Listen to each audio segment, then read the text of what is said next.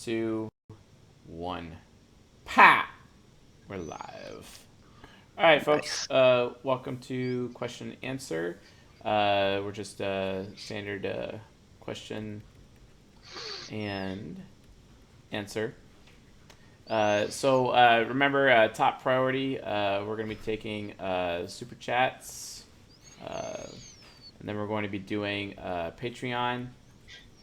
And then, unlike Discord before, we're actually going to be doing a combination of YouTube and Discord, which for some reason I'm just really bad at spelling here, so I'm going to do YouTube slash Discord, etc.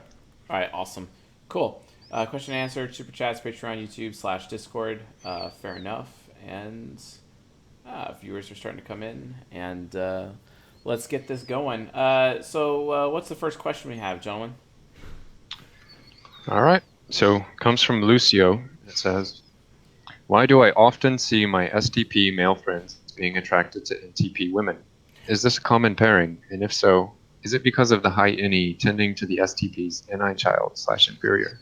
That's a fantastic question. So STP NTP relationships are definitely a thing. I actually have coached plenty of people on that relationship pairing consistently recently, and like I see, it's funny. I actually see ISTP, ENTP often. I've also seen ESTP, INTP relationships often, and also vice versa as well.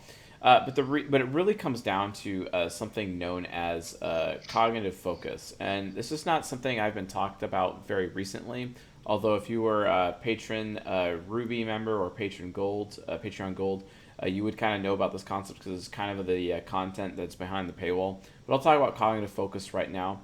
Is that when it's one of the four pillars of romantic compatibility that we've talked about in the Ruby conference. So yes, I've actually addressed romantic compatibility. I provide four different pillars of romantic compatibility and how it works, but you got to be a Patreon Ruby member to get access to that content. And that's available in the July CSJ conference, which, by the way, because our web server has been absolutely terrible recently, I believe that will be posted tonight to be available. And it's like an hour, hour and a half of me talking about these concepts. But one of the four pillars is cognitive focus.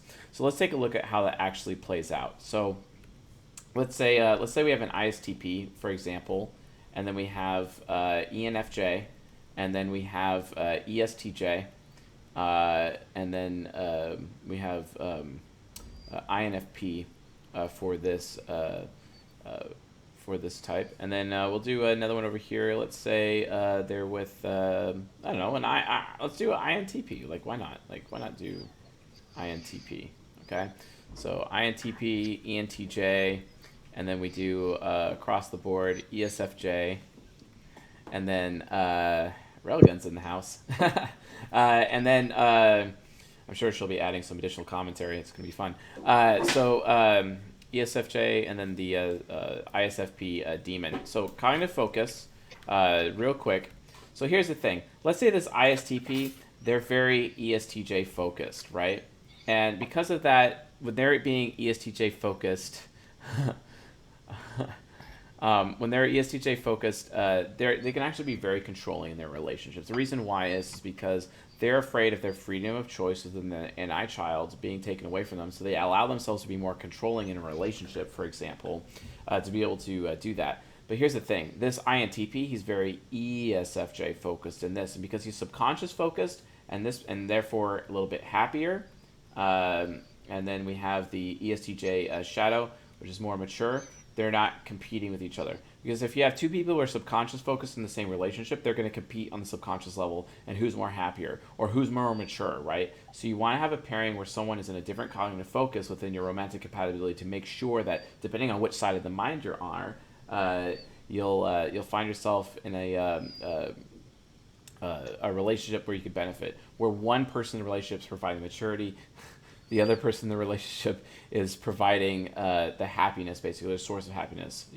So one person is gaining happiness by learning from the happier person, while that same person is also learning from the maturity of the other person because they're more mature, and it creates a really healthy, balanced relationship, right?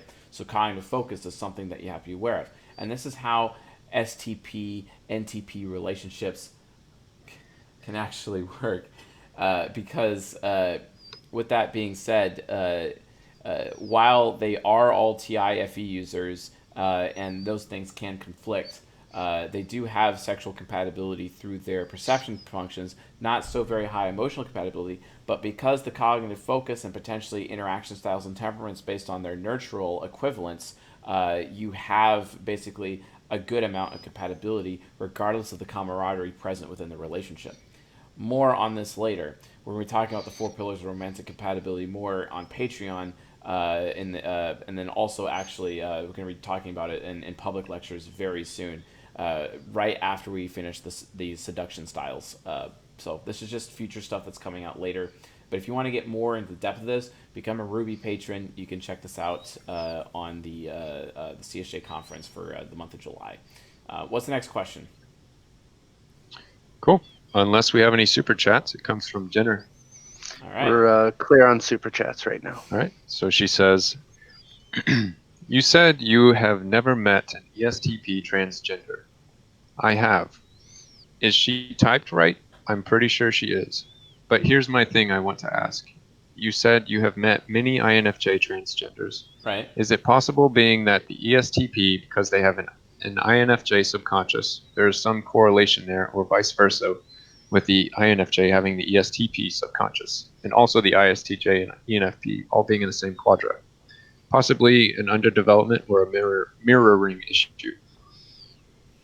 I'm not saying that ESTPs and transgenderism can't happen. I'm saying any of that is possible. I mean, anyone can get T. Gandhi and end up developing gender dysphoria. Okay, let's be honest. But it just isn't very common, especially among types who have, who favor some more masculinity or more femininity depending on their type, basically. That's very normal, right? So obviously anomalies exist, but the difference is that it really just depends on how healthy the person is. I would like to verify as to whether or not this person is an ESTP, but at the end of the day, it is possible. Anything is possible. If I want to get all like T. Child about it, well, anything could be true. You know what I'm saying? So like, but sure, I'd rather find out like what other like I need more evidence basically. So cool. So what's next? Cool. So next is from Hibernator. He says, I have a dilemma. I am an INTJ and I like an ESFJ, ISFJ woman. Can't differentiate yet. And an ENFP woman. Both are great and supporting. Which one should I pursue? Thank you. So he's looking at ENTJ and ENFJ as an INTJ? ESFJ, ISFJ. He can't decide which one between the two. And then there's additionally an ENFP woman, and he's wondering which one he should pursue. Well, the most common marriage is an ESFJ, statistically, with INTJs, if he himself is an INTJ. So I'd probably recommend trying that one first, just for the statistical advantage. But again, looking at the four pillars of romantic compatibility, you got to look at cognitive synchronicity, you got to look at cognitive focus, you got to look at disposition and communication style preferences. You also have to look at quadra preferences as well, and based on human nurture, right? King, warrior, magician, lover, queen, mother, matron, lover. Where do those things come into play, right? There's so many different components of romantic compatibility they have to be aware of to actually be able to make the decision. However, cognitive synchronicity is a dominant form of compatibility, while the other ones are more recessive, but it is very dominant. So I would suggest considering ESFJ first.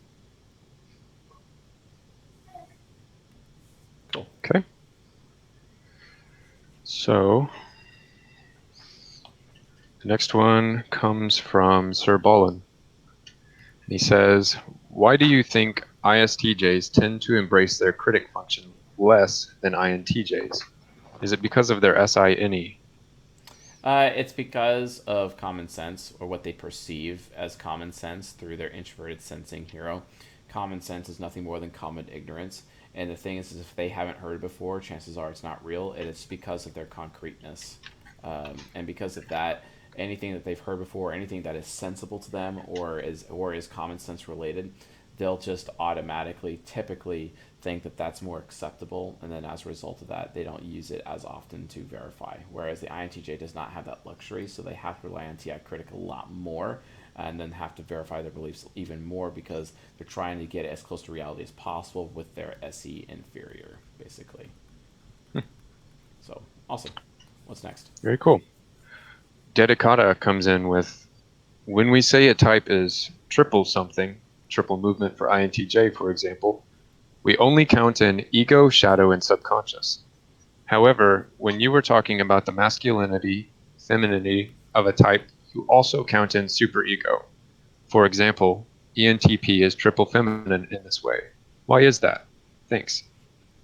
Honestly, I get that I originally treated ego, subconscious, and shadow from a triple movement standpoint, and that's something that came from my ESTP mentor, Mr. Mr. Bryant, in the past. But honestly, I've actually kind of gone more away from that, and I'm actually considering all four sides of the mind now when it comes to like triple movement, etc., Very interesting. and going in that direction. I'm just make sure that you understand though from a dominant versus recessive point of view, when you're thinking of dominant traits versus recessive traits, um, you'll want to look at. Ooh, Chloe's in trouble. My cat. There's some cat combat going on. So dominant traits and recessive traits. Think about it this way: if it's in your ego, it's very dominant. If it's in your superego, it's super recessive. If it's in your subconscious, it's a little bit more dominant. If it's in your or if it's in your shadow, it's a little bit more dominant. It's a little bit more recessive. If it's in your subconscious, right? So think about it that way. So while someone may be triple movement because they have triple movement in their superego, someone who has triple movement in the other three sides of their mind that is not the superego is still technically faster with the movement, right? So you got to think about it in terms of dominant versus recessive, just like we do in So genetics. it's kind of like a scale. They're weighted. Exactly, it's a weighted scale. Thank Cool. you. So with that, Ginger Assassin has a question. We got a super chat in Oh, from awesome. Luis Melendez for $2. I am an ISTP, 27 years old. How the hell do I find my passion? Awesome. You maximize risk. The riskier, the better. This is why ISTPs get into like parkour and whatnot. Higher risk, higher reward, and higher recognition that you get. This is why ISTPs make these amazing inventions, or they invent these cool sports, like the skeleton, for example, which is now an Olympic sport. That was invented by an ISTP. High risk, high reward. Most recognition you can get as a result of that. So do risky things, physical things that go Tony Hawk style. You know what I'm saying from an ISTP point of view. But it's all about high risk, high reward when it comes to finding your passion. If you're not leveraging that technique, you as an ISTP are just not going to have any joy because the more risk that is involved with what you're doing, the more joy you're going to gain as a result. So, Hannah B's MBTI from Bachelorette is ENTJ. I'll just answer that straight up. Cool. What's next? Ginger Assassin with, although the shadow couple is the most compatible technically, I have wondered, can less compatible types be more powerful through maturity? Do you Yes. think there are any interesting benefits that can come from this, and have you seen them? Well, yes. I mean, my relationship with Railgun is an excellent example of that. She provides a lot of wisdom and a lot of areas. Like while her and I are not a golden pair, for example, she provides a lot of additional advantages through having a different temperament than I do. Whereas my golden pair happens to be in the same temperament as me, right? It's a completely different approach, and because of that, there's like less blind spots, right? More bases can be covered. So, again, while your golden pair is your highest compatibility, it's also like the default relationship that you should go for, but you still have to consider cognitive focus, and again, romantic compatibility itself is actually a higher order than necessarily the golden pair. The golden pair is a more default view of it, but it's this most simplest point of view. It's your starting point, and why I recommend people to go with their starting point. But if you really want to absolutely reach the highest heights of happiness, especially in relationships, it's very important that you consider all components of romantic compatibility before you make your decision. So, Wow, very thorough. Okay, so Valentina Belovsky says, what are the most common reasons that an INFJ would reject and say hurtful things to an ENFP who he cared about and showed romantic interest in? if the INFJ felt abandoned or betrayed, or it felt like they weren't a priority, or Hmm. betrayed, not a priority, also not sharing experiences, being ignored, uh, being left out. That's another big one. Um, Hmm. because SE inferior really, really needs to not be left out. That's super important. But that's how I would answer that. Wolfpack. Yep, that wolf pack mentality. Exactly. Cool. So, looking through who's been answered so far. So, eight. Eight says, how do you know if an ENTP is wearing a mask with you? How do you know when you're seeing their full true self? This comes from an INTJ. Because they'll tell you. Like, the thing is though is that ENTP is like in my life. There's only maybe 2 or 3 people that I trust 100%. That's it. Railgun is one of those three. My son is another one, and a very close friend of mine are the only 3 people I trust 100%. Everyone else, it's like 90%, 85%. It just goes down from there. ENTPs, they're very insincere at the start because remember, look at it this way. So I think I did this before, but I'll do this one more time. So here's what you call the big picture, right? And this is truth, okay? The whole truth, okay? And this is a pie, okay? So here's the truth pie. This is in an ENTP's head, okay? Now, the ENTP is just going to give you this slice right here. This little slice right here. It's still true, but it's not the entire whole truth. But then the INTJ gets butt hurt and it's like, well, you didn't give me the other slices. The ENTP's like, well, get over it. Why is that? Think about it. You have an ESTP, right? They reality check. But you have an ENTP, right? They are doing trust checks. They're trying to see how Metaphysical check. trustworthy. They're trying to see how trustworthy you are, right? Whereas the ESTP is trying to see how strong you are, giving you those reality checks. It's assessing your strength of character, or as I had discussed with Railgun recently, it's about structural integrity. It's all about structural integrity, right? So, which is where the reality checks come from. But the trust checks are all about trying to see. It's like a character test. Uh, um, and Luis Melendez, maybe become a trucker, get a CDL license. You could work for a Walmart. There's hiring people at truckers right now for about $90,000 a year to start, and that's only 5.5 hours a day. They're probably going to pay you an additional 30 plus grand, potentially up to $175,000 a day if you do 8.5 hours by becoming a truck driver with Walmart, for example. And all you have to do is go through like a CDL license, and because you're an ISTP, you'd be like absolutely amazing being a semi truck driver. Let's be honest. And by the way, while you're at it, make sure you stay fit while you're on the road. So make sure you understand calisthenics. So I'd recommend Kino Body by Greg O'Gallagher. He has on the road calisthenics things that you can do to make sure that you're staying fit, so you don't become some fat slob riding, on the road, which happens because you're very inactive, etc. And then also make sure you're eating clean, organic, non-GMO foods. I'll just remember if you have a food that has a USDA organic label on it, it automatically is considered GMO. So make sure you're investing in yourself and getting proper money. If you're concerned about lack of internet while on the road, don't worry about that, because what you want to do is you want to get a Verizon account, get unlimited data basically, so you're good to go. And because you're mobile and a truck driver, you never have to worry about getting your rate limited with your data ever.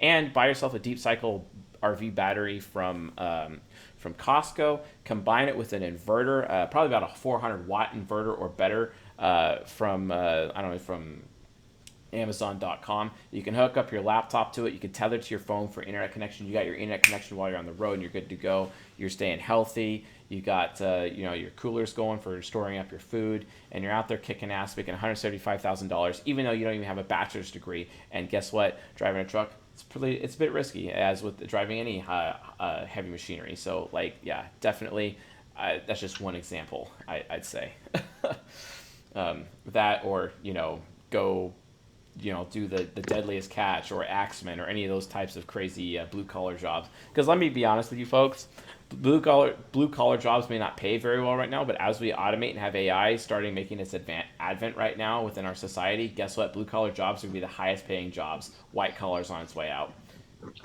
You heard it here first. Well, to add to everything you just said, someone's static is like getting out of control. It might be Rocco's again or something. yes, Me? I'm hearing it too. So to add on to onto what you just said, it's a great TI movement breakdown. So the truck industry is actually under, I believe it's called deficit. So there's like a backlog in the United States, at least, as far as how many trucks are needed by the industry.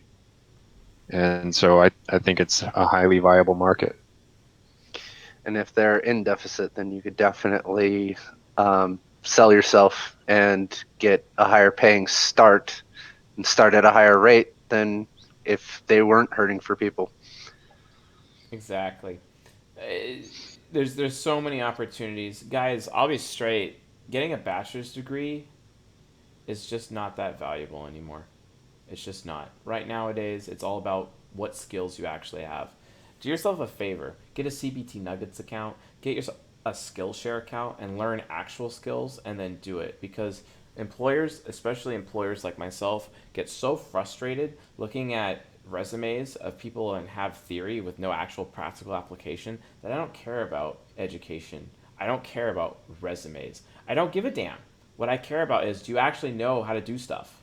And what's also your psychological type, so I can match your position based on your mental skills to begin with, so I know that you'd be happy in that position. You know what I'm saying? Like, don't the affiliative SJs out there, which are on their way out. Let's be honest. Oh man, it's gonna be great. It's a cultural revolution within the United States alone. The SJ society is on its way out because they're a little stupid oligarchy with their bullshit affiliative points of views, and they're a little old man's club. And it's like, guys, because you've been here the longest, we respect you the most, so that's why we're gonna rely on you, as I call them out, etc. But it's absolutely, like, it's terrible. So it's not that important. So anyway, back to the trust checks. The trust checks is, don't complain when the ENTP only tells you a piece of the truth, because the fact that they're telling you is still a fact. They're just not giving the whole truth. And when they completely trust you, then they'll give you the whole truth. But if you accuse them of being a liar, they're going to just dump you and not be and they're going to abandon you. So you have to be patient with them and let them become more comfortable with you, because the more comfortable they are, then at that point you will get the whole truth. And then you'll be one of the very few people in their whole life that they ever actually trust 100%, and they will always be sincere. The piece of truth is technically sincere in of its own right, but you end up accusing them of being insincere, because you're like, well, you're not telling me the whole truth. You're lying by omission. And it's like, yeah, well, that's kind of a cop-out that you NTJs end up having sometimes, because you're being selfish and expecting someone to trust you 100% when you have exhibited past, potentially untrusting behavior as a result of your paranoia, leading to a self-fulfilling prophecy that would cause people to abandon you to begin with. So be careful about that. All right, I see we have super chats coming in. What's next? We do. Yep. So next up is another job-related question. What are some suitable part-time jobs for INFJs? Suitable part-time jobs. Awesome. Painter. Painter is a big one for that. Painter. Also, anything that has to do with food service, even including cooking. Food service, being a server, busser, etc. INFJs are extremely good in the service industry. Also, martial arts studios. That's another one. That's also a very good place INFJs can get involved in. Doing internships for volunteer work at and volunteering at nonprofits, very important as well. Nonprofit work is also exquisite. Uh, Obviously, there's Uber and Lyft, which you don't really make that much money. And please consider becoming a truck driver. Just saying. Just saying. Truck drivers and forklift drivers are hot right now. Please consider it. Getting your CDL license is a lot easier than it is. And get over your freaking SE inferior performance anxiety. Oh, I'm never going to be good enough to like drive a truck driver or even pass the test to get a CDL license. That's not true because one of my coaching clients is doing it right now. And they're like outperforming you. So you might want to consider that. Next question. Alrighty. Yep. Next is from Benjamin Stein. No, sorry, excuse me. Melody Braxton, $2, asking, you have said you don't agree with Socionics' approach on duality. Your golden pair for ESFP is ISFJ. I'm an ESFP. I get along with and enjoy INTJs way better than ISFJs. Your thoughts on this? All right, say again. What type are they and what? So she's an ESFP, excuse me. Okay. She starts off by saying you don't agree with Socionics' approach on duality. So she's wondering why her golden pair is actually ISFJ. She gets along with and enjoys INTJs way more than ISFJs. What are your thoughts on this? Okay, well, she's an ESFP, so TE child, so she's likely not verifying what she believes their types are and probably relying on the test. Statistically, this is what we see consistently from ENFPs and ESFPs because of their TE child not verifying, right? So, because of the lack of verification, you can't really, I can't really agree that they're actually saying something, like accurate here. So how do we know that they Right. themselves are an ESFP? How do we know if this ISFJ is really this person or if they're really an INTJ? I just don't know. So I'm gonna have Yeah. to pass this question without more information until I actually know how that she came to find out these people's types. I really can't say. And if it is the case, wouldn't it be a case for camaraderie? It would be a case for camaraderie. It would. And they're probably learning from each other and gaining the benefits of challenging each other. So, Makes sense. All right. Next up from Benjamin Stein. Hi, I am an ENFX. People tell me I am an FE Dom. I often type as ENFP though. People are my life, and all my happiness and sadness comes from them. okay, sounds like they're an ENFJ. Go watch the ENFJ lectures on the playlist on this YouTube channel. So, just based off of that. And Thank you, Reginald Taylor Smith, for the dollar. yeah, I was looking to see if they followed that up with a question at all. It does not seem so. Okay, so we're good on Super Chats then? We are good on super All right, chats. so Patreon. We're going to get to YouTube questions here soon, guys. Thank you for your patience. Mr. Mello, what do we got for the Patreon questions? And make sure you're Cool. deleting them as we go. So, Have been. thank you. Sure. So, next question comes from Parzival. He says, where are INFPs on the social sphere, by the way? I heard you say before INFPs create the dream for INFJs to execute, and ENTPs are the tip of the spear. Where do INFPs fall on the spear, if not the base, the pommel? They are the base. It's because they are the solid ground in the grass of which everyone else stands upon within any type of movement or any idealistic or affiliative tendency. In the same way that the INTP represents the terra firma, or the solid ground, for like systems, for example, anything intellectual, basically. As such, with background types, they're the solid ground with which everyone stands upon, etc.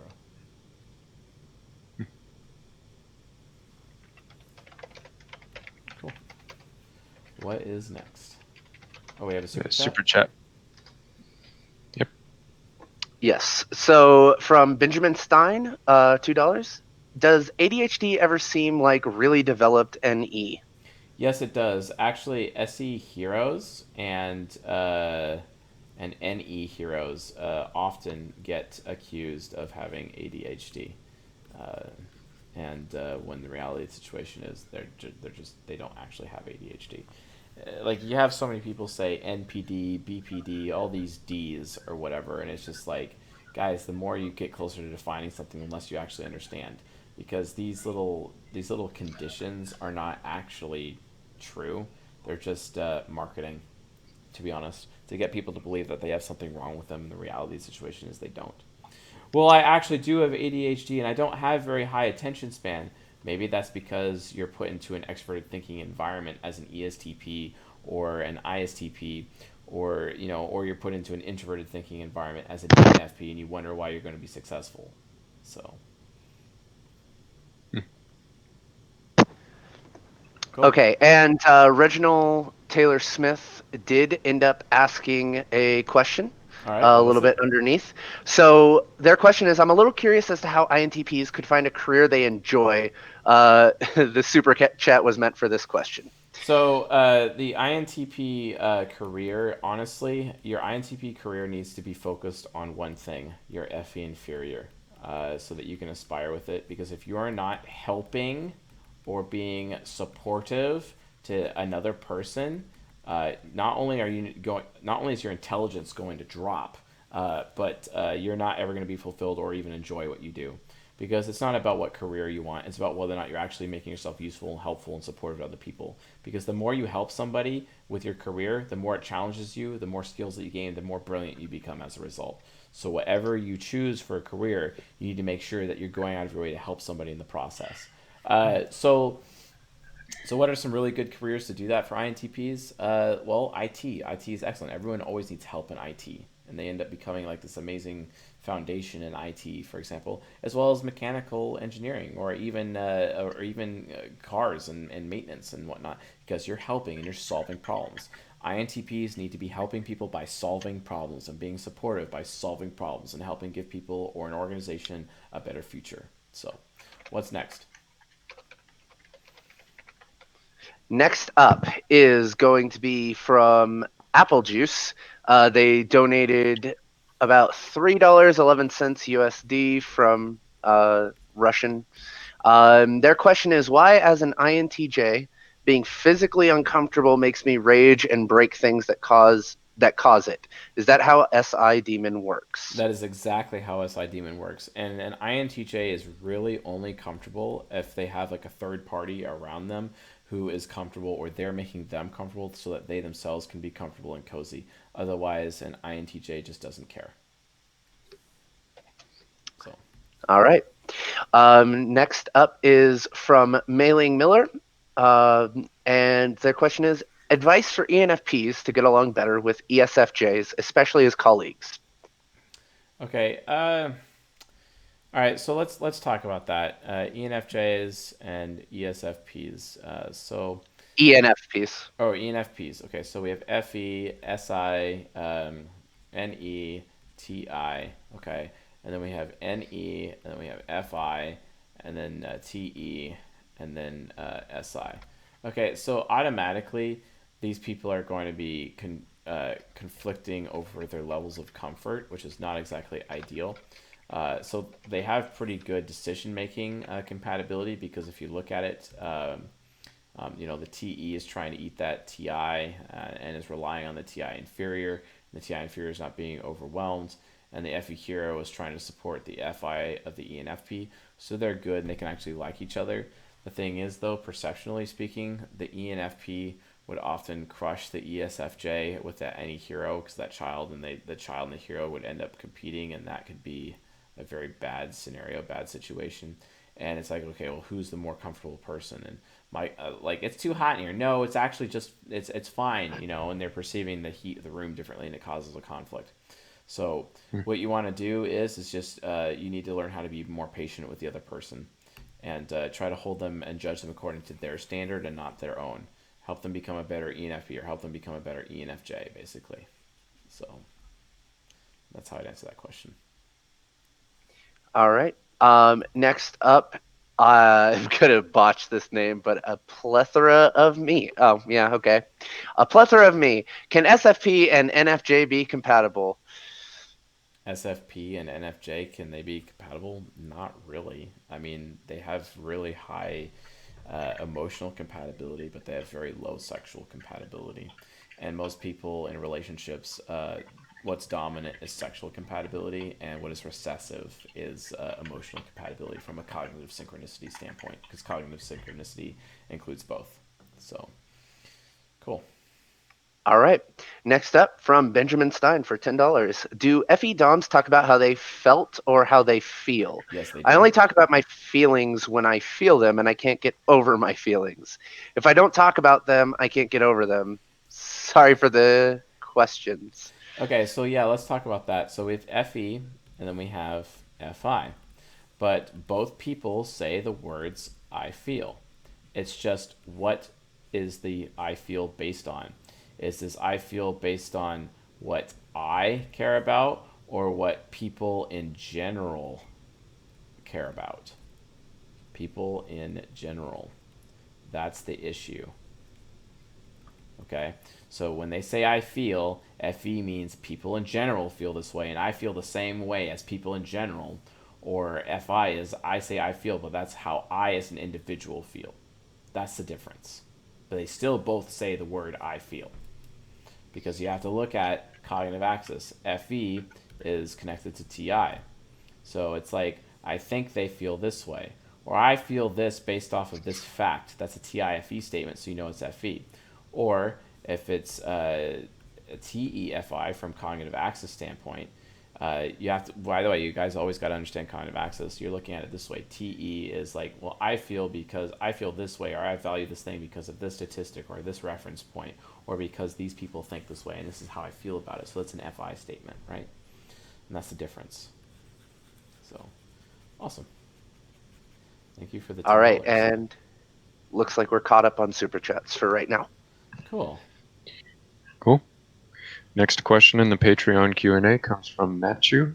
He All right. says, what is a martial arts that I could do with my ENTJ boyfriend? I'm an Brazilian Jiu-Jitsu. ENTP. Pardon? Brazilian Jiu-Jitsu. Brazilian Jiu-Jitsu and Muay Thai specifically. But yes. Cool. Looks like the next one comes from Sealand, and it says, this may sound like a close-minded question, but why would you still be open to dating someone who is not your golden pair if the golden pair relationship is so great? Do you suggest that we be open to date people outside of our golden pair, or have faith that our golden pair will come along? Yes. Outside your golden pair is definitely a good choice in a lot of cases. Remember the four pillars of romantic compatibility, and you have to consider cognitive synchronicity. If you do not know what cognitive synchronicity is, you need to watch season 5. Season 5 is cognitive synchronicity. It's a playlist on this YouTube channel. You also need to consider disposition, aka temperaments, and communication style, preferences, aka interaction style. So that's the second pillar. Then there's this thing called cognitive focus, which we talked about earlier on the show, and then also on our CSJ conference for the month of July. And then also their nurture, which is basically king, warrior, magician, lover, etc. And then at all these things in consideration, you can make a decision based on who a life partner would be for you with a sexual relationship, etc. Based on all that information, and not necessarily the golden pair. Again, the golden pair is just the default relationship because the first pillar, which is cognitive synchronicity, is the most dominant of the four. So, and that contains emotional compatibility and sexual compatibility, etc., and how that's calculated all differently. But those are the four pillars of romantic compatibility. So, Neat. So Trickster comes in with a big question. If you let me read it, it says, if a person's ego is informative, does that mean, in their ego, they won't be able to make any direct statements? And then he says, I'm quite skeptical about the idea we could type people based on their interaction styles, since human nurture can come into play. For example, if there is an ISTP who is triple direct, and his parents have always told him, you should not speak in a direct format, but rather in an informative format. Is it not possible for an ISTP to be nurtured into speaking informatively? no, it's not. Like it. Okay. Nope, it is not. They'll try Cool. to cognitive transition, but they won't. And then they have parents who end up having explosive relationships with their children to the point where they're kicking the children out because their parents just can't stand their children behaving in that regard. And that's actually more common than most people think. Now, in terms of an INTP who is an informative ego, that TI hero is still direct in of its own right. So even though the INTP ego is informative, they can still make direct statements often because TI hero in of its own right is a direct communicating function. So. Cool. Then the next one comes from Raychact, 19. Okay. It says, how well can ENFJs read people? I feel that I am able to read people's feelings very well to the point of upsetting the other individual. Is this true? They can read most people, but not everybody. Good luck reading an ENTP. They can't read an ENTP to save their life. Unless the ENTP is like uncomfortable, that's all they can do for the ENTP. But in terms of understanding what the ENTP is thinking, nope. They cannot. And do not. So, cool. Cool. What's Richter next? Atmosphere comes in with, do the interaction styles of the types relate to the types of positions within team sports that people tend to fill and excel at? Absolutely. Of course. Like, For example, go ahead. I don't know if there's more information here. It says, for example, as an INFP, out of all the sports that I played when I was growing up, I was best at being a defender in soccer and a cornerback in football, which seems related to responding in control. As far as offensive positions, the only one that I was good at was hitting in baseball. Yeah, the answer is yes. Interaction styles. Do you think? I mean, look at various war strategies, or the Spider King, who was one of the French kings, compared to the other French King Louis that were out there. They all have different strategies when they're out using their power. You can find out more about this in the 48 Laws of Power. But yes, interaction styles has a lot to do with sports and things like that. 33 Strategies of War as well.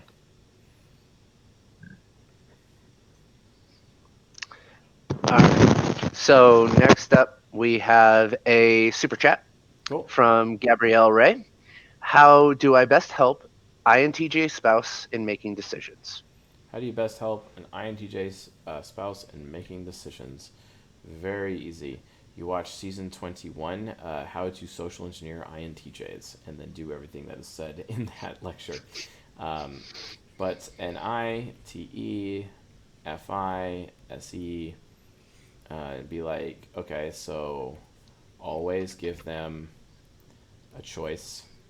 So use a Xanatos Gambit if you have um, uh, to help them make the decision. Always provide them with facts.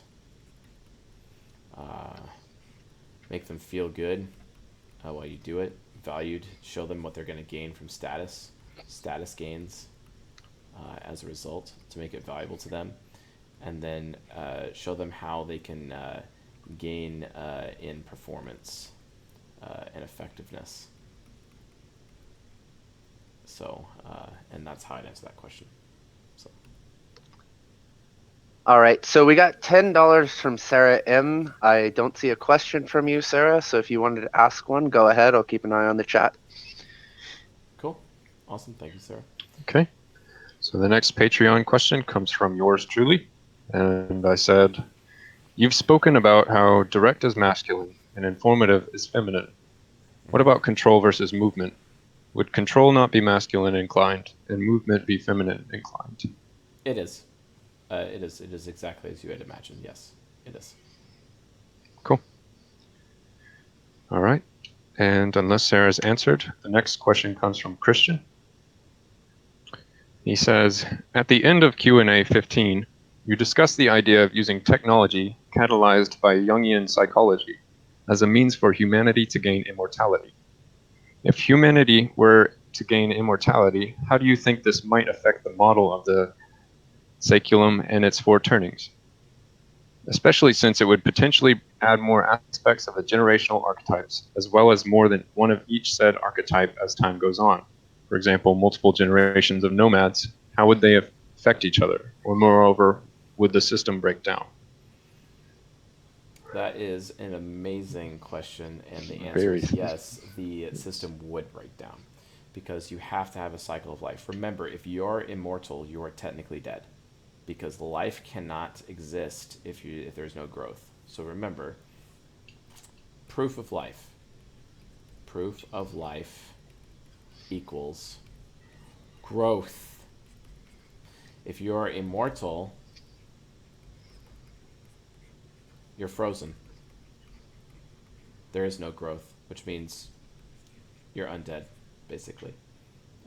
Which means the cycle it'll break, it'll lead to chaos, which creates hell on earth. That's why it's written in Revelation chapter 9, and they will seek death, but they cannot find it. So, next question. All right. All right. So we got Sarah M and one other super chat after that. So Sarah M asks, what things should INFPs do to become their best selves that are the most successful in this world and interact best with all the other types? They're never going to be able to interact best with all the other types.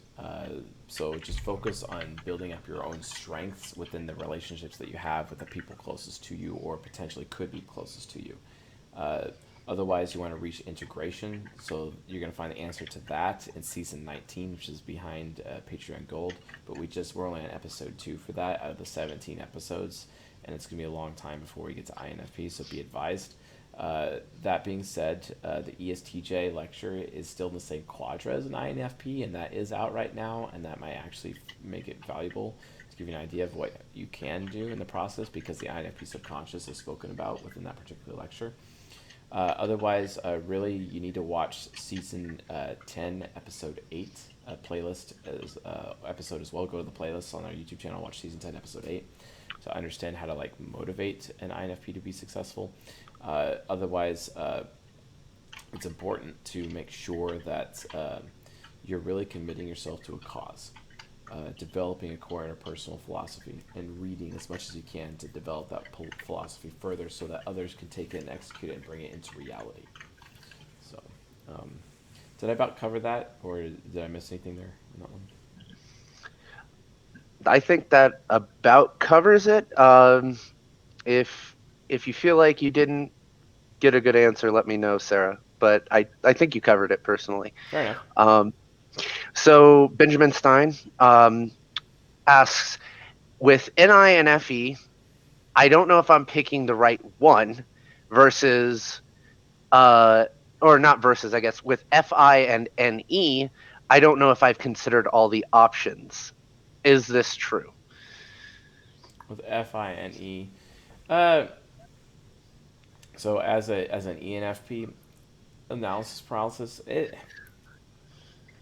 Yeah, and then they also are asking about NI with FE, and they're asking, I don't know if I'm picking the right one, and then FINE, I don't know if I've considered all the options. it So I guess they're depends. kind of asking It two depends questions what there. slot. It depends what slot the functions are. You know. Yeah. Yeah. Okay. Next up, we have Now or Never with ISTP here. Left INFJ girlfriend for ENFJ. Suicide or nah? Yeah, don't suicide, because only pussies really do that. I mean, let's be honest. There's always a way out, and there's people who have suffered way worse. And don't ever commit suicide. And of course, all of the INFPs watching the stream are just triggered right now in saying that. And frankly, I don't care, because the truth of the matter is that if you're willing to commit suicide and just give up like that, wow. I mean, as my father would say, just sign everything over you own to me, and then I'll go find you a weapon, because it's really just a complete waste. If you're having that bad of a life and you're that depressed, then maybe you should consider taking actions and realizing that the problem is actually the person you see when you look in the mirror, and not necessarily the life or environment that you have per se.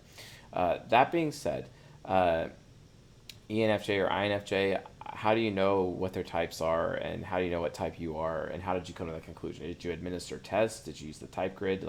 What are you doing to get to that standpoint?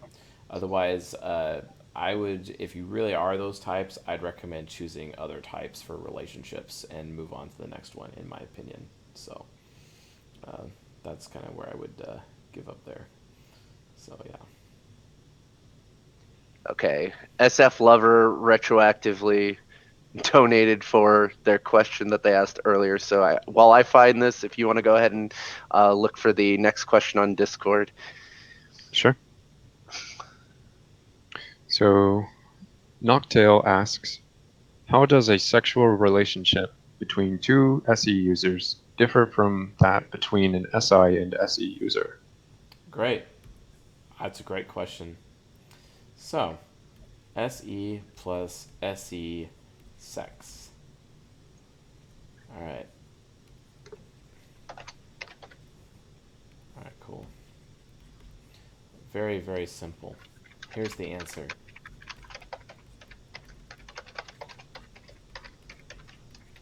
Taking turns. Whose turn is it to have an orgasm tonight? Whose turn is it to be on top tonight? Whose turn is it to be on the bottom tonight? Whose turn? Whose turn? Whose turn? Whose turn? It's all about taking turns. That's basically how it works for SE sexual relationships. So now, whereas if you have a SE plus SI, this is kind of already determined, and the SE would basically be like on top, and then SI would be on bottom, and whatnot. Now, while I have taking turns of here, if one of them is enjoyed some alcohol and drunk, then they can actually take advantage of this model instead of the above model of taking turns, typically. So. Now, would cognitive focus also factor in here? Cognitive focus does definitely factor in as well. So when you're looking at cognitive focus, depending on what side of the mind that they're in at the time, etc., depending on which one it is, if they are focused on one side of their minds, typically people statistically have sex with their subconscious, but if they're focused on their unconscious and whatnot, that can also change things as well. So just because they're two SE users, if one of those SE users is very, very deep into their unconscious shadow, they have more access to the introverted sensing function in the sexual relationship, and as a result, they'd be more willing to be the bottom person, even though they're an SE user, and be on the bottom per se, and get closer to that SE plus SI sexual model. So. Now to ask the obvious question here, I assume this applies the same way for SI users as well. It does. It really does.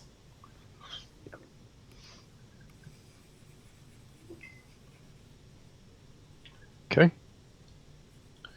Nebula says, what books would you recommend to learn more about the 4 pillars of self-intimacy? What books and 4 pillars of self-intimacy? That would be the following books. No More Mr. Nice Guy. The Way of the Superior Man. Okay. Codependent, No More. And then also Attached. And Principles by Ray Dalio. Those would be the books that I would suggest for that. So, cool. All right. So the next question comes from Philip Van Hout. Okay. Hope I didn't butcher that. How many more left do we have in there? Looks like we have 5 people to answer. All right, yeah. Let's just blow through them real quick. Cool. So it looks like this is the biggest one. It says, I'm an INTJ. I have a question about what my ideal clients would be. I am a high-performance mentor, and I show ambitious entrepreneurs how to achieve more with less effort. I do this by building better habits, maximizing their productivity, and mastering their mindset. I focus on practical strategies that help people have a bigger impact and get more done in less time in their business and personal life. But it will only work if they take action and reflect regularly. Now, what I would like to know is who preferably my ideal type personalities would be, and what type personalities I should avoid and why. Okay. If you have an extra tip on what to market or highlight about what I do to certain types, that would be an extra bonus. Thanks so much, and I love the work that you're doing, Chase. Yeah, no problem, bro. So Kana's like, hey, I agree. Update the book section of your website. Fair enough. I will write that down and get that handled. This INTJ needs to focus on SFJ NTP Quadra for their customers, as well as STP NFJ Quadra, basically TI users. Focus on TI users, avoid fellow T users, especially NTJs, avoid STJs for more success. And that's how I would answer that question, as general as I can get it. Cool. Really quick. So for SF Lover, I can't get back up to the question at 9:25 that you posted. If you could repost it, I'll be happy to read that question for you. But I need you to post it again for me, please. And now or never, we have another super chat. ISTP, what's the main reason I fight with my ENFJ?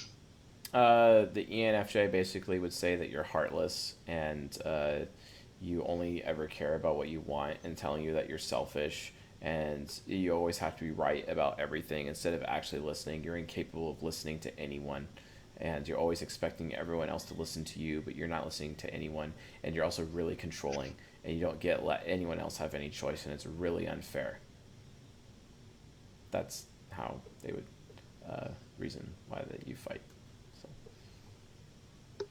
Cool. Next. We're good on super chats. Cool. Next comes from Taj Marie. It says, this may come off as presumptuous.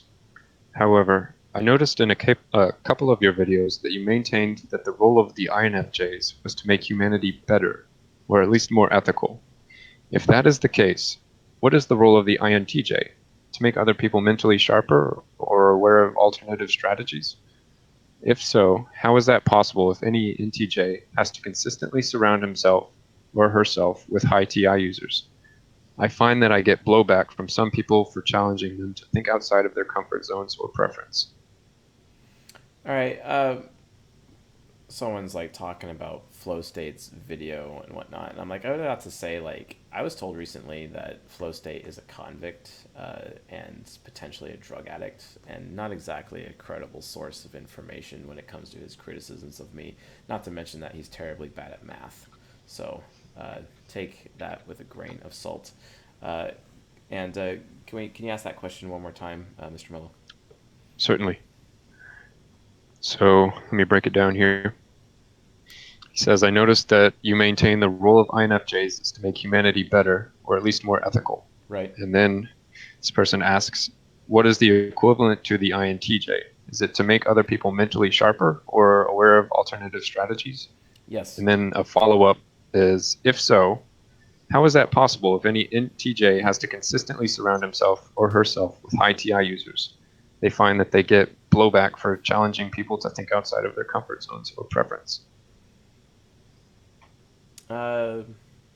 It really is to challenge people to get out of their comfort zone, but it's also more of like, because they're mastering every skill, they can also show other people how to master every skill. But it's also to kind of like bring reality in such a way to make reality worth keeping, to really actually find the fun in reality, you know. Yeah, it's a challenge to challenge people. Yeah, definitely. Especially a TI user. Exactly. So, All right. So we have a couple more super chats here. So Mina asks, I wonder if personality disorders, syndromes, medical conditions are an independent layer on top of the type, or an inherent, direct, and magnified manifestation of the said type. Any clarity on that? Can you ask that question one more time? Yeah. She's wondering if personality disorders, mental disorders, syndrome. Yeah. Okay, so I am not an expert in psychiatry, so I don't have an opinion that I can offer when it comes to anything psychiatric. And in my opinion, psychiatric diagnoses of BPT, MPD, or anything like that, in my opinion, are irrelevant. They're ultimately irrelevant, but this is a biased TE critic response that you would expect from an ENTP anyway, or anyone with TE critic for that matter, because at the end of the day, it's just not that great. I could really care less about that because I come to realize that those are just arbitrary labels that are don't actually have real basis in reality.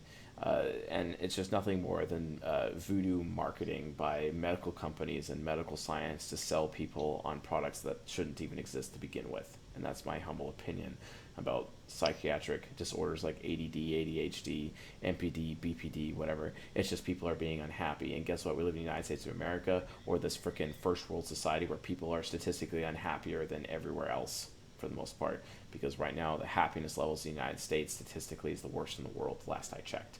So think about that. Anyway, next. All right. So we got part one of SF Lover's question, and we'll stick to that for right now. True or false? Any deals more with gathering, collecting, disparate ideas, concepts, and theories as they relate objectively to things and objects in the external world. Okay, I'd what? imagine that Could would you be more ask that in a SE. different way? Are they talking about psychometry? I'm not sure. So they want to know if this is true. Basically, they're asking if NE deals more with gathering, collecting disparate ideas, concepts, and theories as they relate objectively to things and objects in the external world. So I'm not. No. No. It's I about abstracting fate and possibilities and finding what may happen later based on everyone's collective fate or each individual person's fate and how they all intertwine together like a helix or, like spreading out like water, like veins of water or veins of gold, etc. It's like that's how expert intuition works. No, right. that definition is not what it is. Excuse me. All right. Next up is Matt T. No question. Just a shout out to Kana for being awesome, and thank you for all you do, Chase. All right, thanks, thanks a lot, and very much appreciated. All right. All caught up on super chats now. All right. So the next Patreon question also has to deal with Kana. She says, obviously, this depends on nurture as well, but based on your past experiences, what would you say? On a scale from 1 to 10, how clingy is each quadra? Okay, so STP plus NFJ, and then SFP plus NTJ, and then STJ plus NFP, and then hold on, excuse me. There you go. SFJ plus NTP, and then STJ plus NFP, and then 1, 2, 3, 4. In terms of clinginess. No, there you have it. All right. And now or never again. As an ISTP, what could cause my lack of energy lately? Probably because you have no joy and you don't actually think very well of what you're doing, and it's not fun, and no one would like it. So why, if no one's gonna like what you're doing, then no one. Why should you like what you're doing, basically? And if no one's gonna listen to you and help you improve that situation, why do you care? And what if it's removing your freedom of choice and you're being forced to do something against your will? You're probably taking all motivation out of whatever you're doing. So yeah, All right. cool. So, next Patreon question comes from Meta S. This is the last of the Good. three remaining, or the first of the three remaining, pardon. It says, would Trickster or Demon SI make one better at getting out of their comfort zone because they are either unaware of or don't care about receiving a good experience? Yeah, but then their willpower could cause them to like be impulsive and irresponsible due to lack of self discipline. This is why NI parents and NI heroes have no sleep schedule. NJs just don't have sleep schedules because they don't have an introverted sensor around with which their body clock is supposed to attach to.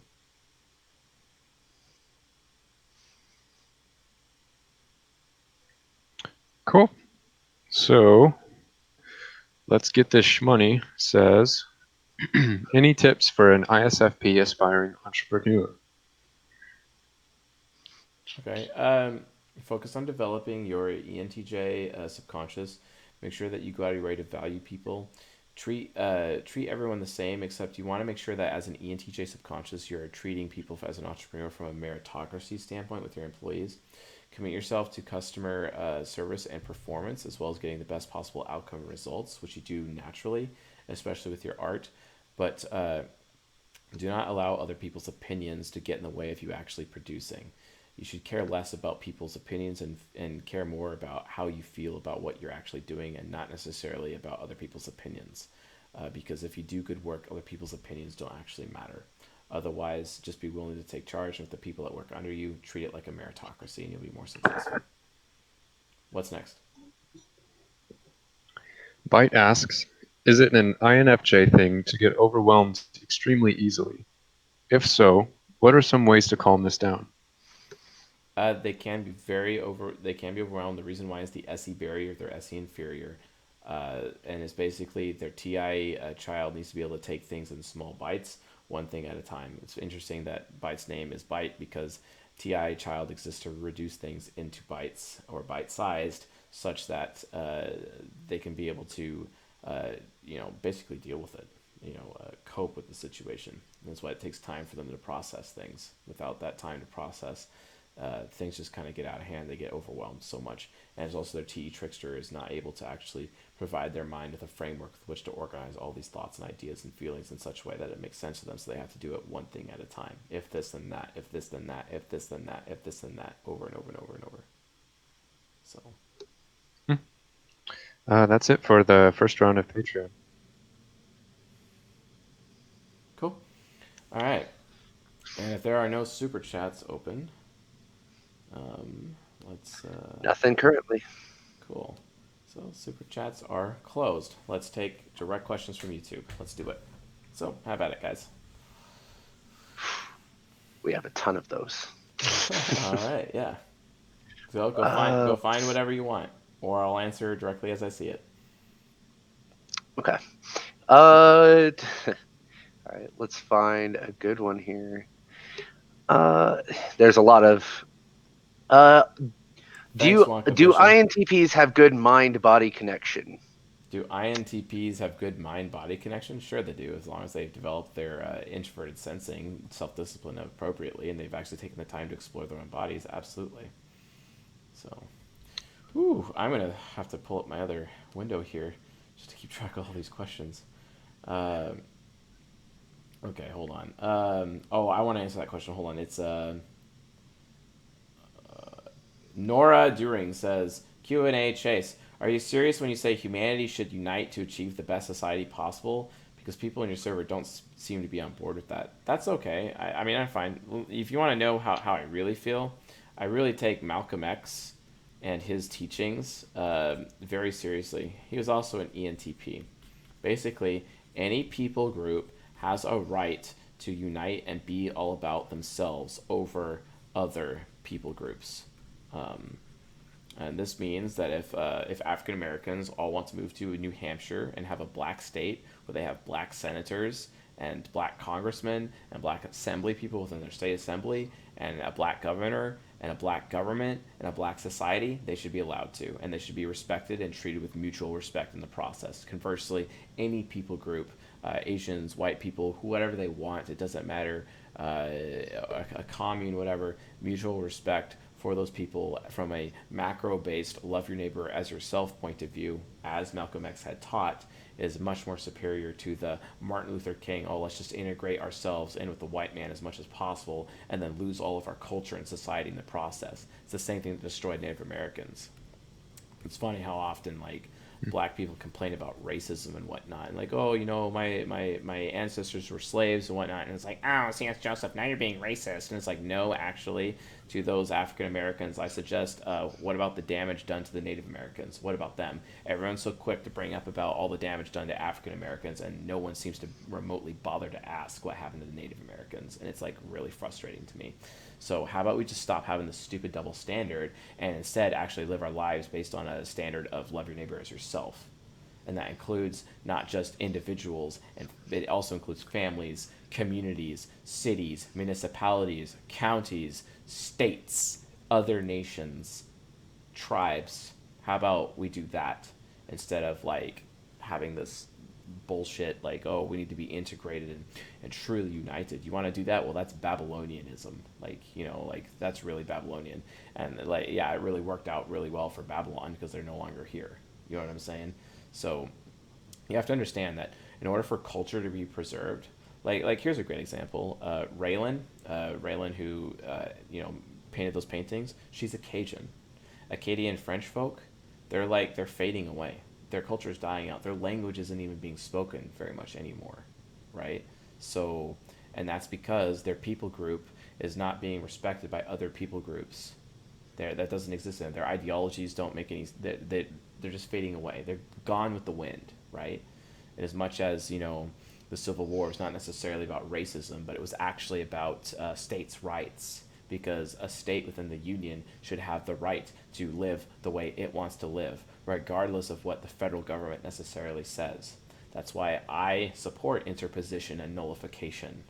And yet you have Martin Luther King standing out there giving his I Have a Dream speech, and he's calling out the state of Alabama for having, a position with words dripping in nullification and interposition as part of his speech, and etc. And it's like, yeah, everyone starts to rave about how amazing Martin Luther King is, and they're so quickly to forget the teachings of Malcolm X. And I just find that absolutely just sad, just absolutely sad, because we are losing the flavor of our culture.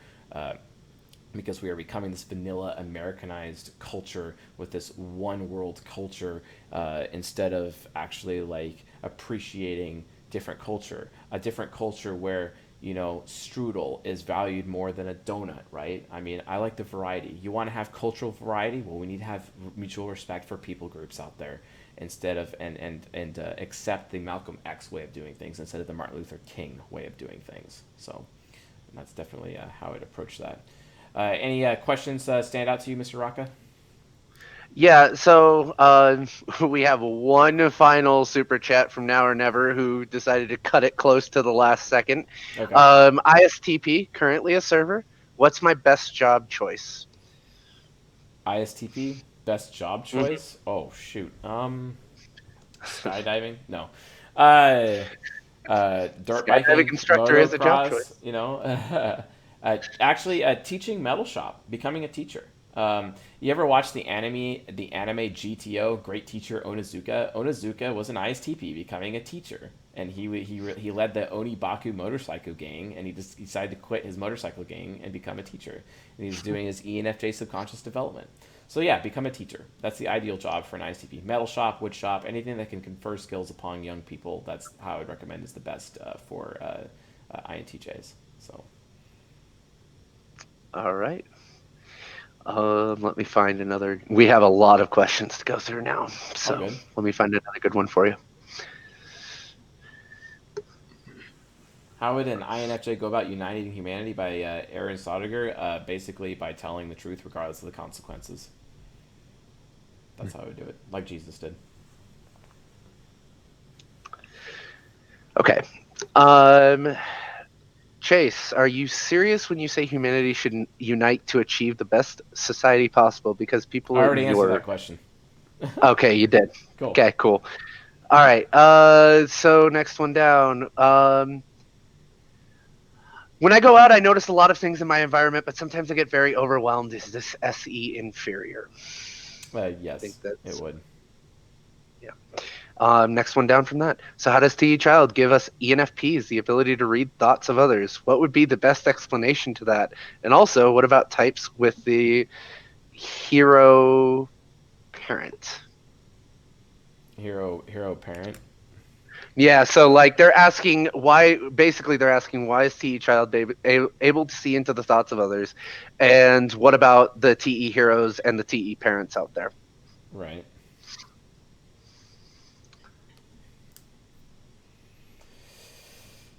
TE heroes, TE parents. Could you ask the question a different way?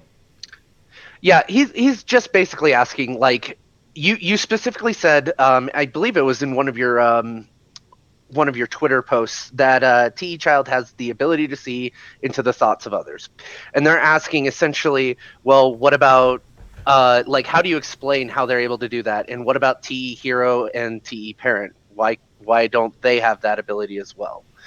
If I understand correctly, that's what they're All trying T to ask. users can see into the thoughts of other people. It's just TE child is the divine nature of TE. It's all about having the most purest form of collecting everyone else's opinions and creating reference points and reference material and data and statistical analysis for the sake of decision making.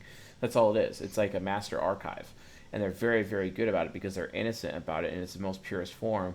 And that's because, and then as a result, it's very miraculous because this is child function. TE child has the ability to miraculously change the thoughts and opinions of other people in rapid capability. That's why they are the advocate for humanity before the creator, essentially, and that's ultimately what's going to save mankind from certain destruction. So, Fair enough. All right. Next up, where do I find INTP women? where do I find INTP women? Shoot. Oh, playing video games, working on cars, riding dirt bikes. Yes, there's a chuckle for that one, I know. And shoot, reading books, working. Uh, they're around. Just they dress really plainly, and you just they don't understand their own aesthetica and how it could be like unlocked, basically. Fair enough. How can an INTJ beat FI child laziness? By forcing yourself to try to start things, even if you don't know that that's going to work out. Basically, you also want to make sure that you're performing well. Like, see how you compare to others. Like, get on a leaderboard and compete. Really emphasize your ability to outperform other people and be about competition, and make sure that you're going to get a status boost as a result of that competition. That's how I would say about doing it. Okay. Well, it's funny that you mentioned INTPs riding dirt bikes. Nova asks, can INTPs become good at riding dirt bikes competitively? Yes, yes, they can, and we actually talked about that earlier today. So yes, I need to be right back. it's with All right. self discipline. With developing their self discipline, they absolutely can. They'll just have Okay. to be able to make every single mistake in the book first and foremost to be able to achieve that. Makes sense. All right. How can I distinguish as an NI interest INFJ between systematic plans lists and interest plans and lists?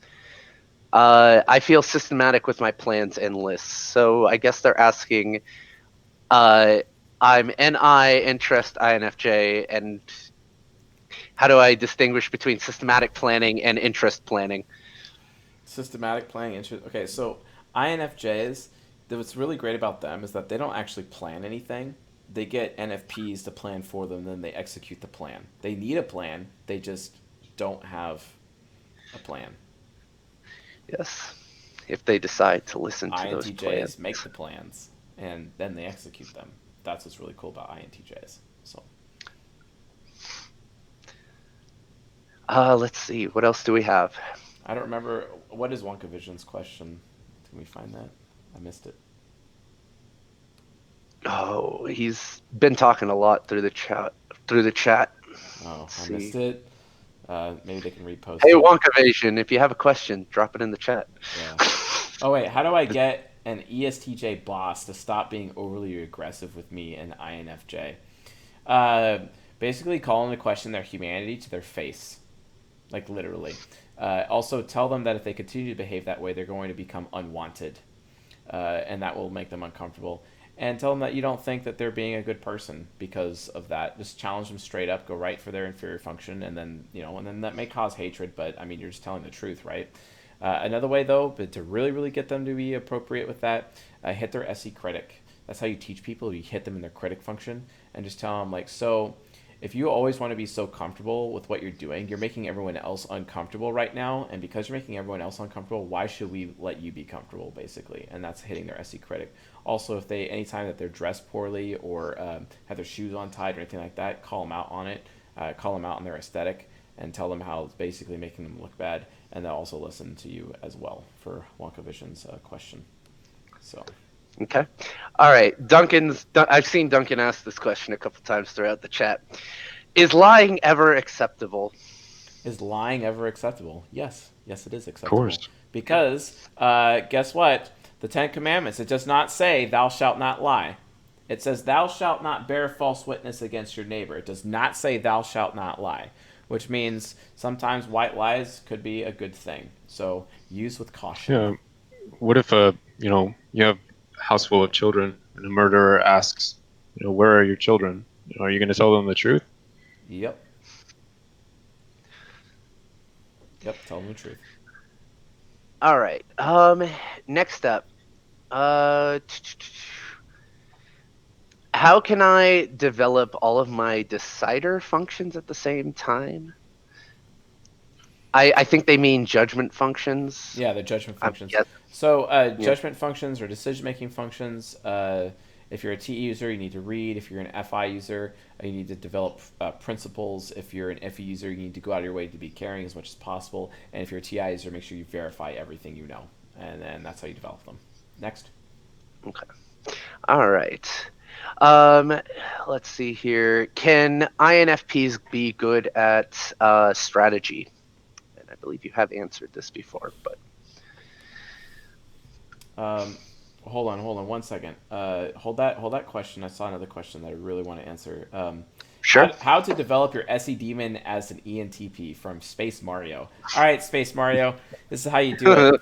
Be as sarcastic and as spiteful as possible, but in a fun, daring, and helpful way.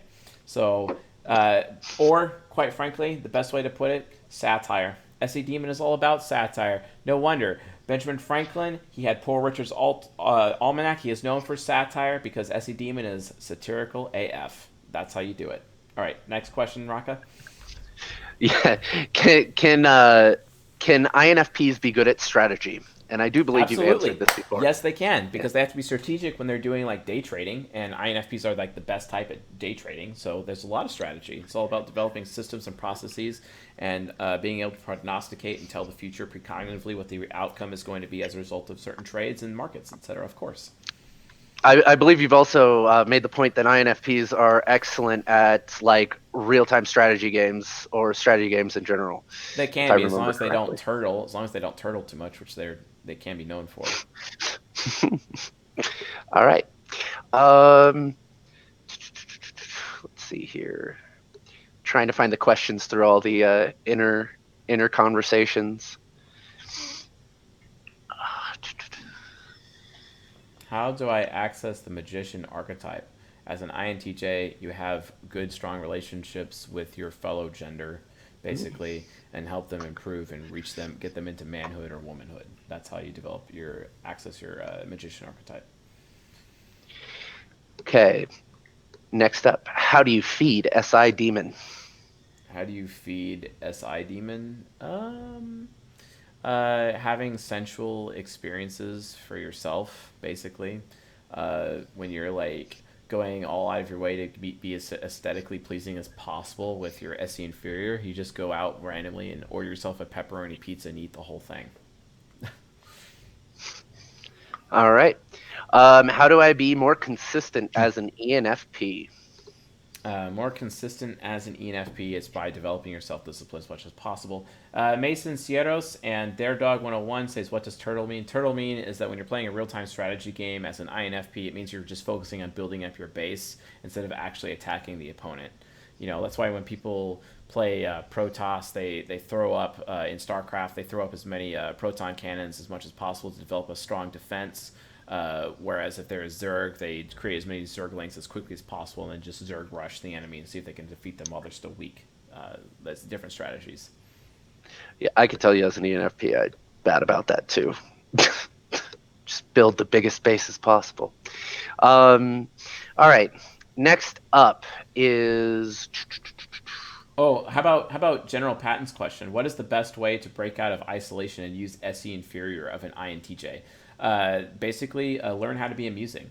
Watch Ali Wong, an INTJ comedian, on Netflix right now. And she's an INTJ, fantastic ESFP subconscious. Same with Rush Limbaugh as well with his ESFP subconscious. And learn how to lampoon and joke around with people and mock things, basically. And then people end up liking that. Helps you break the ice, and you become more sociable as a result, being an INTJ. So. All right. So I'm not even going to try to pronounce that name. Is there such thing as a concrete speaking intuitive or an abstract speaking sensor? Yeah, abstract speaking sensors are people like an ESTJ and their INFP subconscious. Yeah, it's through cognitive transition, of course. Yeah. Just trying to go down the list here. Get as many people as possible. What type are paladins? Those are INFJs, Mr. Dolph Dervish. Go ahead, Rucka. I'm sorry I keep interrupting you. No, you're totally fine. How do I argue with TI Hero as TE Child? You Oh, don't. You listen. you don't. You listen. Basically, you provide data and statistics contrary to what they think, basically, and with actual concrete proof. You have to have concrete evidence. So, And then you let them logic it, and then you yeah, take that in. yeah. Here's another thing that I've learned though, specifically from my own experience, is phrase things as questions, not as truthful statements. Ask them The their opinion. Socratic method. Yeah, ask them their opinion on it rather than saying this is a fact, because your TE child is going to get absolutely stomped if you try to state facts to a TI hero. Yes, Rush Limbaugh is an INTJ. Yes. Next. How can an INTJ avoid coming across as condescending to others? By being funny. All right. Um, how can it? Oh, I just lost that one. Rip. How can an ENTJ deal with a massive failure in life and having trouble reconnecting with goals? Hmm. Um, Basically, you need to force yourself to take up an art form. Be creative. You need to find a creative outlook of some kind, and just to really demonstrate how you feel. And as soon as possible, you need to get your subconscious in there going right away. So All right. Is nihilism, hopelessness common for an INTJ, and how do you get over this? it's super common for INTJs, and nihilism is just them indulging in their self-destructive behavior. Recognize that you can actually make more people comfortable, give them good experiences, and outperform other people. If you focus on developing your SE inferior, you'll realize that reality and life as we know it is actually fun and enjoyable and not a waste of time, as INTJs assume it is, because they're too afraid of actually bothering to perform, and then they just assume everything is worthless when the reality situation is the problem that they face is actually the face they see when they look in the mirror. Next question. All right. Is it possible to maintain a child demon loop consciously? So the demonic child. It is absolutely possible to do it consciously. Yes. Next question. All right. What does it feel like for SI demon to recall their past? It's very uncomfortable for them, if almost even a painful experience. That's why if they're unable to make anyone comfortable around them, they themselves are not comfortable, and it becomes they indulge in self-destructive behavior. All right. What Brilliantly, types tend to brilliantly weirdish. Do INFJs experience self-destructive behavior too? Absolutely, they do. Go ahead. Yep. What types tend to be physically gentle slash very unlikely to become physically aggressive? I really value when men seem gentle and sweet. She's an ESTP woman. I'd like to know if some types are more inclined to that. Absolutely, SI inferiors and SI child are not so much SI parents, but yes. Um, all right. Next up. Uh, okay. So this person's asking if I'm an INFJ. Two Well, minute I know my warning. friend 2 minute is an warning. IN. Hmm? 2 minute warning before we're done. So All right. Sounds good. Um, I know my next question. Well, I know my friend is an INFP instead of an INFJ because the conversation flows really well. If I am an INFJ, we have lots of things in common. well, what if that INFJ themselves is an INFP and they're talking to an INFJ? Maybe they need to watch that lecture. How do INFJs compare to INFPs that they can search on this YouTube channel to get the answer to that question? Yay! It's an hour and a half long. Enjoy. Horntail asks, "How do you develop TI Angel?" How do you develop TI Angel? By uh, making sure that you have researched enough that you absolutely know for a fact that you're correct, and do it in such a way where you're telling someone the truth to their face, regardless of how it makes them feel, for their benefit. Next. All right. Um, why do INTJs have? Oh, hold on. Yeah, why do INTJs have trouble with getting focused on what they do sometimes? Is it also because of SE inferior? It's because of their interaction style. Sometimes the starter subconscious and the starter unconscious gets in the way and tries to divert the INTJ to other things and ends up becoming like this squirrel-like behavior. So, Alrighty. ISFJ, how to help my ENFP husband help me around the house regularly to avoid overstressing myself. Help me help him. uh, tell him it's his duty to be helpful around the house and go after his FE critic and tell him how unhelpful and uncaring and how selfish he is. If he doesn't do that, basically you're guilting him into action. And if that doesn't work, then you're going to have to resort to either making him uncomfortable or shaming him publicly. Alrighty. Also, Alright. watch How to Next. Social Engineer ENFPs. Yeah. Next up. Uh, how to get an INTP friend to start reading. How to get an INTP friend to start reading by telling him that it will actually be helpful, and if he doesn't, he's going to let down other people, and people won't appreciate him anymore. You guilt them. Next. Alright, sounds good. Let's see here. Somebody asked, "What's angel?" I thought that was a joke for a second. So, like, your demon function can become the angel, Yeah, basically. it's a gateway function. Gateway functions, even though their default for hero is what it is, but your second gateway is inferior. It can become aspirational. Your third gateway is your nemesis function or the villain function. It can become an ally, and then your demon function, which is the fourth gateway, can turn into an angel function. So Yeah. And then we have a bunch of questions basically asking, how do you change X demon into X angel? maybe you all should watch season 19, which is available to Patreon Gold members to find out. So Yep. All right. Why is there no such thing as a type like informative responding movement? because the combination of the cognitive functions do not create interaction or communication styles to that end. Next. Hey Chase, I have a question. Yes, sir. So you just talked about how the demon function is the gateway to the superego. Yes, sir. Um, what about accessing the superego through the subconscious? It is the shadow, basically, of the subconscious. That's why you have to develop both the subconscious and the unconscious in order to start healthfully developing the superego, because you need to be able to have bleed into the superego from both angles in the same way that the ego is always bleeding in to the other two sides of the mind from itself as well as a source. It can be done. You Cool. can access it the other way, but you still have to master all of the gateways first. Makes sense. All right. How do you deal with an FE ESTJ demon as an INTJ who refuses to feed into their blatantly wrong controlling views? Okay, what? This is a hell of a question.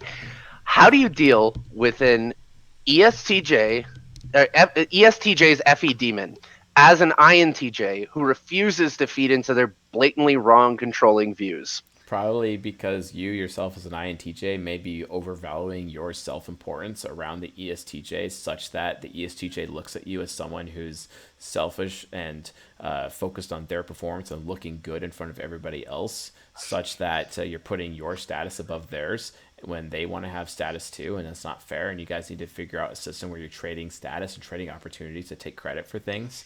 And because it ends up becoming a competition for credit, and they don't appreciate that, and they feel disrespected. Makes sense. I have company I need to address. So do I. So I think we're going to end the All right. stream right now. Thank you, gentlemen, for being present. I really appreciate both of you, and thank you all for Certainly. coming to our Q&A session. Just so you guys know, starting month of August, we're actually going to have posted times for streams, lecture releases, and everything, so that we can actually like have a normal schedule around here instead of Chase showing up to things an hour late typically or and whatnot. So that is a thing that is coming. So look out for those. We're going to be announcing them on Discord. If you're not on our Discord, you need to get on Discord. csjoseph.life/social. Join our Discord server so you can get access to those updates as well as our rewards. Also, patreon.com/csjoseph so you guys can contribute to us financially to keep the lights on, because we definitely need some lights to be kept on, etc. And then with that being said, find ourselves into a better position to deliver you more content and whatnot. So thank you, Mr. Mello. Thank you, Mr. Rocca, for your guys' assistance tonight. We had an excellent stream, one of the best in my opinion. Otherwise, I'll see you folks later. Have a good night. Adios. Later.